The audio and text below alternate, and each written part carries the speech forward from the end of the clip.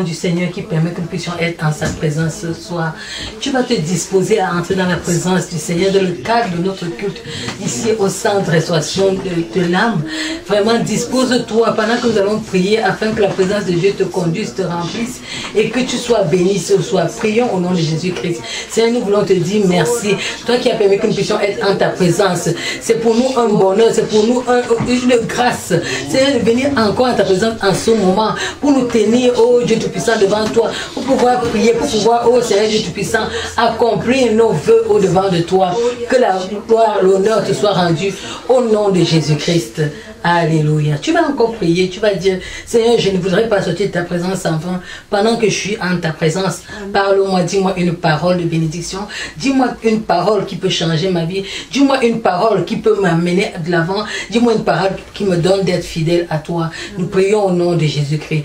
Seigneur, nous te bénissons, nous te rendons gloire. Nous prions, oh Dieu Tout-Puissant, pendant que nous sommes au devant de toi. Je prie afin que je parle à mon âme, oh Seigneur, que je ne sois pas là religieusement, que je ne sois pas là, oh Dieu, par accoutumance, mais je voudrais être là parce que, oh Dieu, tu as une parole, oh Dieu, pour moi. Je crois fermement que tu as une parole, oh Seigneur, pour moi. C'est pour ça que, oh Dieu, pendant que je suis assis en ta présence, je prie, oh Seigneur, que tu puisses me communiquer ce que tu veux pour que ton nom soit glorifié dans ma vie. Merci Seigneur parce que tu vas le faire au nom de Jésus-Christ. Alléluia. Oh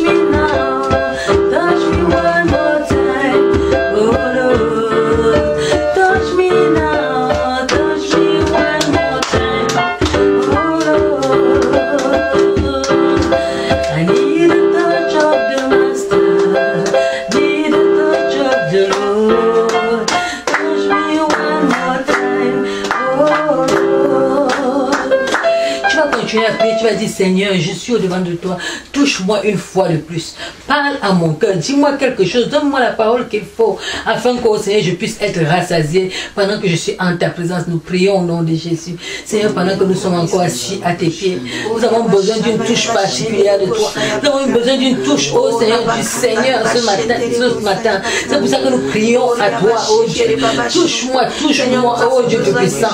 Seigneur, afin que, oh mon Dieu, je puisse être mon âme, mon esprit puisse être rassasié, Seigneur Dieu Tout-Puissant.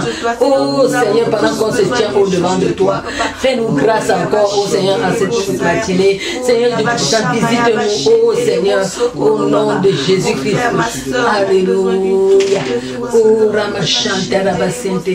Oh Ramachente Baba. Eri Baba Kontoro Boshente Mama Sente. Oh Ramachente Bashena Rabashente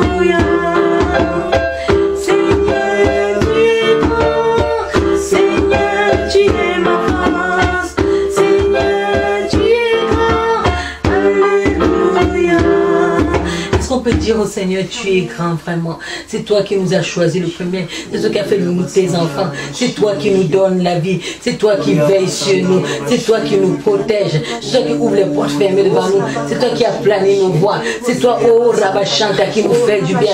Nous voulons reconnaître que tu es notre force. Nous voulons reconnaître que tu es grand. Nous voulons reconnaître que c'est toi qui ouvre les portes devant nous. Nos âmes te louent, Seigneur. Nos âmes t'adorent. Nos âmes reconnaissent que tu es merveilleux. Alléluia, ton Saint-Nom. Gloire et louange à toi, d'éternité en éternité. Alléluia. Tu mérites la louange, Seigneur. Alléluia. Nous te louons, Seigneur. Gloire et louange à toi, ô Seigneur. Béni sois-tu. Alléluia. Oh, Rabachente.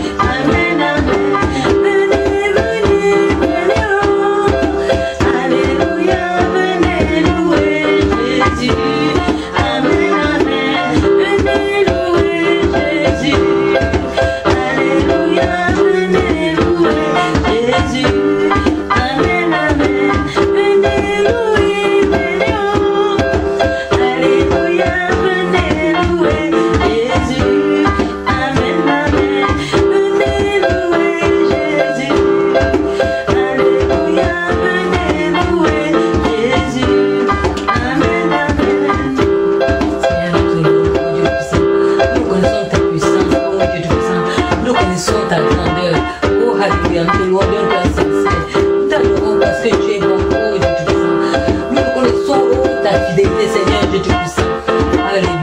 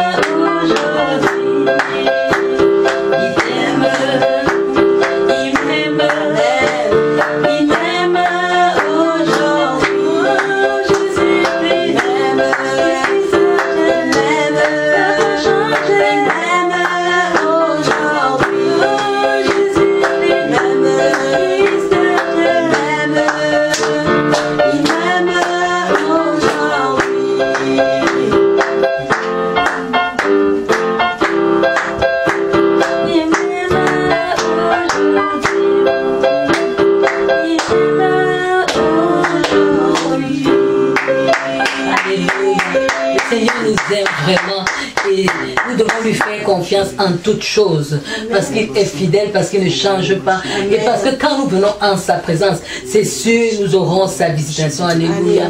C'est pour ça que quand nous chantons en sa présence, nos cœurs doivent être remplis de joie parce que Dieu ne change pas. Il est fidèle. Alléluia. Il est l'ami fidèle qui n'abandonne pas ceux qui viennent à lui. Peu importe la situation, je ne te connais pas, mais Dieu te connaît. Fait que nous allons couper juste la tête, dit Seigneur, parle-moi encore au travers de ta parole ce soir. Alléluia. Béni soit le nom du Seigneur. Prie pour toi afin de recevoir quelque chose. Seigneur Dieu Tout-Puissant, pendant que nous sommes au-devant de toi, ô Seigneur, et que nous avons besoin de toi, nous prions que tu puisses nous parler, ô Seigneur, et que, ô Seigneur, ta parole, ô Seigneur Dieu, puisse avoir l'effet dans nos vies. Dis une parole pour moi, une parole pour mon frère, une parole pour ma soeur, afin que, ô Seigneur, nous puissions être enivrés de toi. Merci Seigneur, parce que tu vas le faire.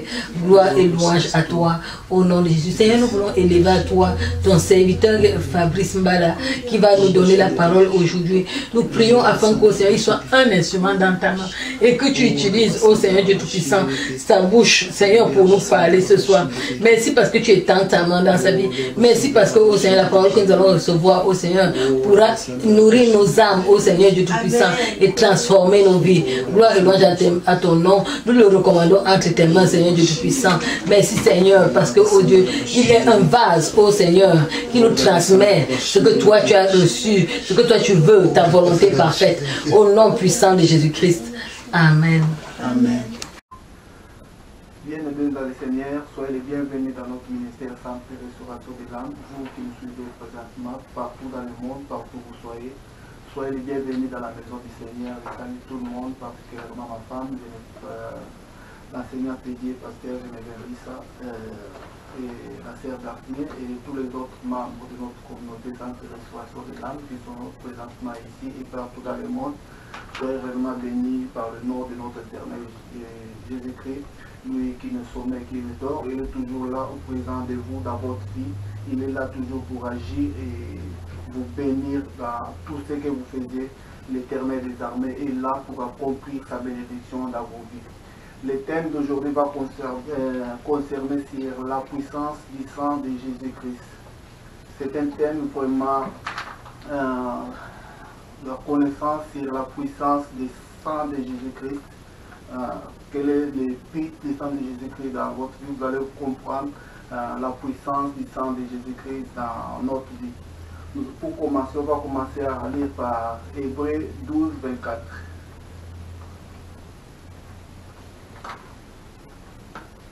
Hébreux 12, 24.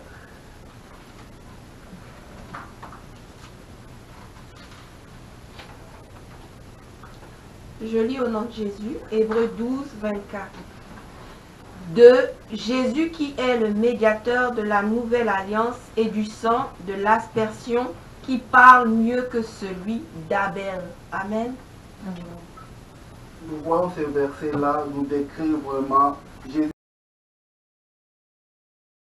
Ce n'est pas le sang d'Abel, mais c'est le sang de l'aspersion qui parle mieux que celui d'Abel. C'est vraiment la différence entre la force nucléaire qui est assez forte pour ce monde, mais le sang de Jésus-Christ est assez fort pour nous sauver dans la vie, dans votre domaine, dans tout ce que vous êtes en train de faire, dans toutes choses. Le sang de Jésus est plus fort, mais la puissance nucléaire est plus forte de ce monde, assez forte pour détruire, mais le sang de Jésus est plus fort pour sauver le monde et le sang qu'il a versé sur la croix là, c'est vraiment très très fort pour sauver le monde. Il s'est sacrifié sur la croix pour sauver le monde.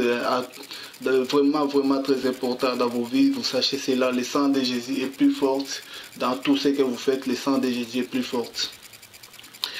Et pour commencer, on va passer dans les versets. Jean 6, verset 54.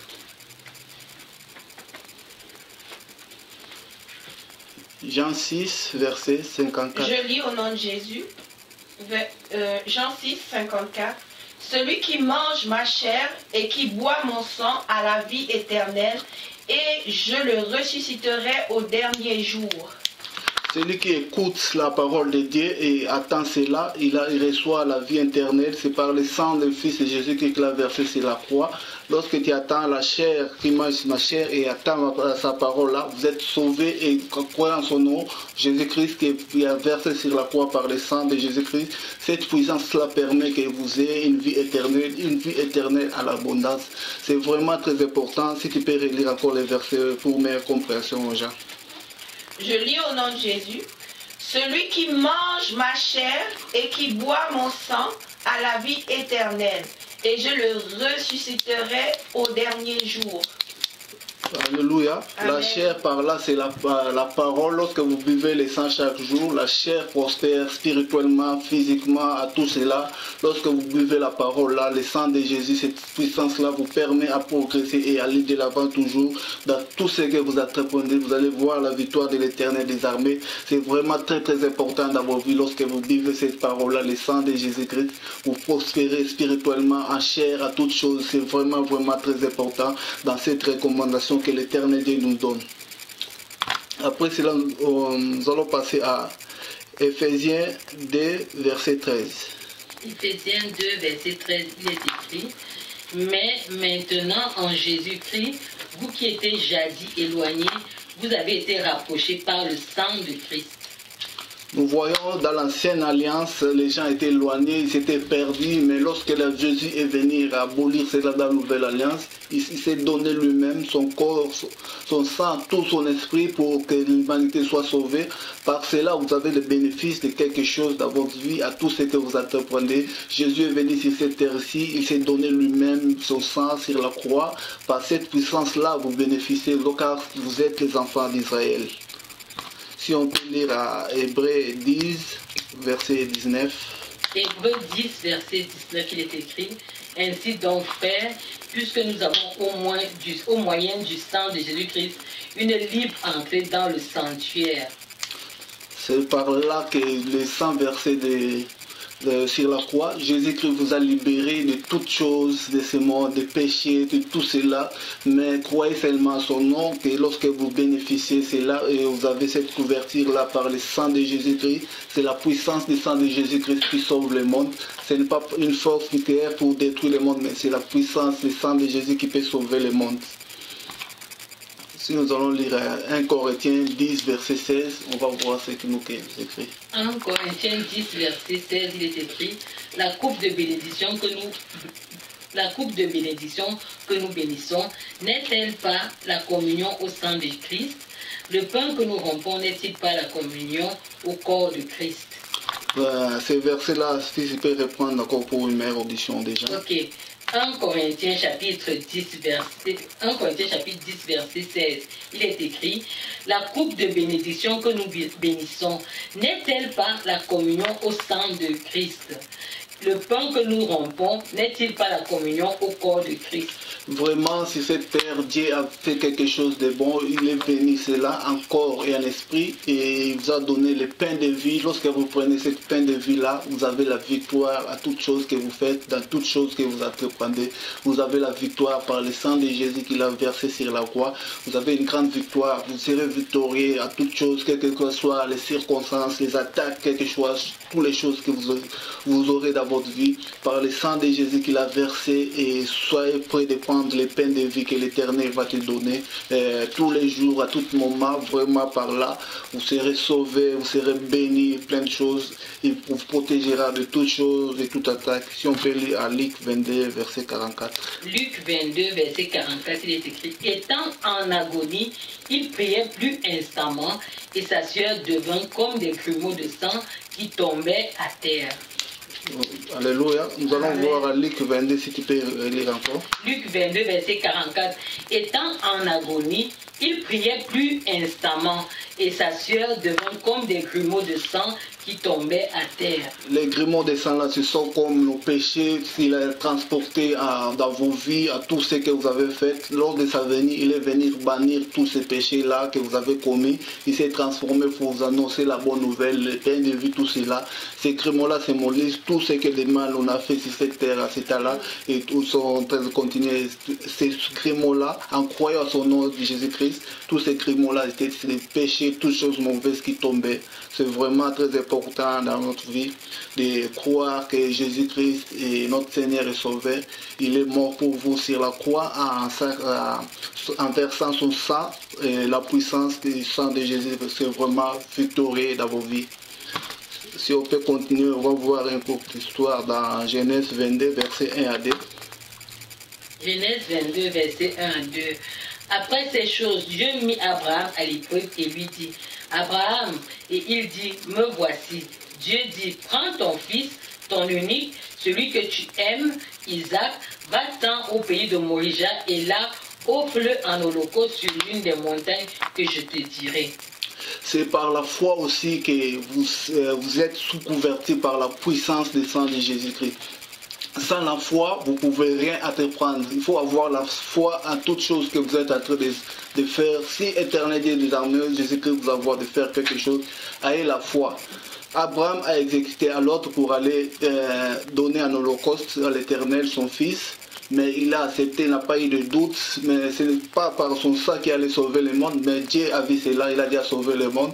Pourquoi ce sacrifice? Ça n'a rien à faire. Et il a dit à Abraham vraiment, et sa foi est une grande foi d'Abraham.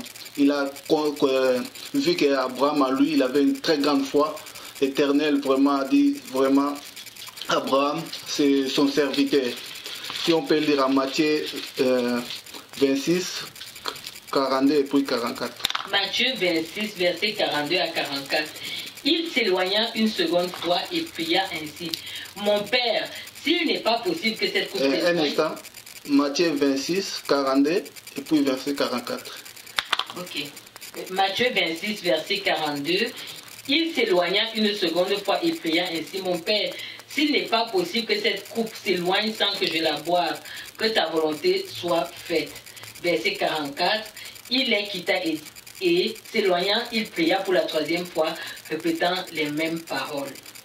Vraiment, c'est très important. Lorsque vous voyez la coupe de l'Éternel venir à vous, il faut savoir comment prendre cette coupe et en bénéficier de quelque chose en vivant sa parole qui donne là sa vie.